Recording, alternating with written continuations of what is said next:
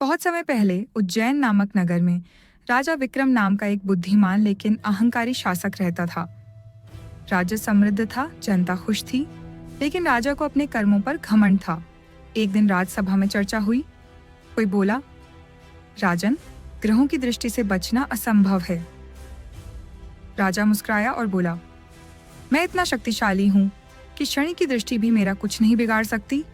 उसी समय एक वृद्ध साधु दरबार में आया। वो बोला, राजन, शनिदेव से मजाक मत करो, वो न्याय के देवता हैं। उनकी दृष्टि जब पड़ती है तो राजमहल भी हिल जाता है। राजा हंसा, देखते हैं तुम्हारे शनि की ताकत कितनी है। साधु बोला, ठीक है राजन, 7 दिन बाद शनि की 7.5 तुम्हारे ऊपर आरंभ होगी। तब याद रखना, शनि दंड नहीं देते, कर्मों का फल देते हैं। 7वां दिन आया और राजमहल में अजीब घटनाएं होने लगी। घोड़े बीमार पड़ गए, अनाज के भंडार में कीड़े लग गए, सेनापति विद्रोह करने लगे। राजा परेशान हुआ, वो जंगल की ओर चला गया। वहां एक चोर गिरोह ने उसे पकड़ लिया, उसके कपड़े फाड़े और उसे एक साधारण व्यापारी समझकर गुलाम बना लिया। राजा अब एक छोटे गांव में लकड़ी काटने का काम करने लगा। दिन भर परिश्रम और रात को आंसू। कभी जो सोने की थाली में भोजन करता था, अब मिट्टी के बर्तन में सूखी रोटी खाता था। लेकिन उसने किसी को दोष नहीं दिया, बस शांति से अपने काम करता रहा।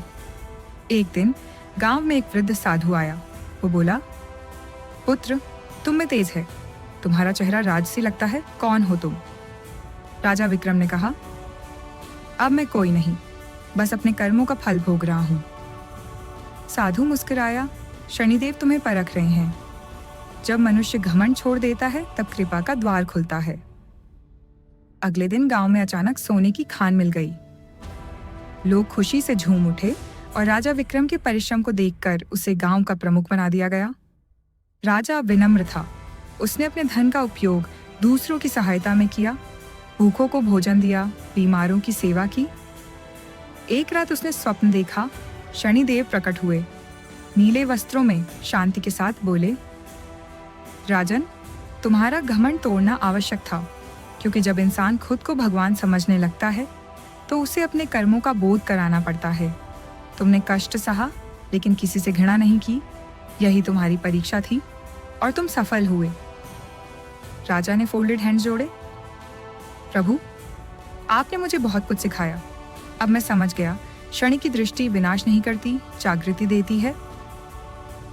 उस दिन से राजा विक्रम ने अपने राज्य में हर शनिवार शनि मंदिर में दीप जलाना शुरू किया।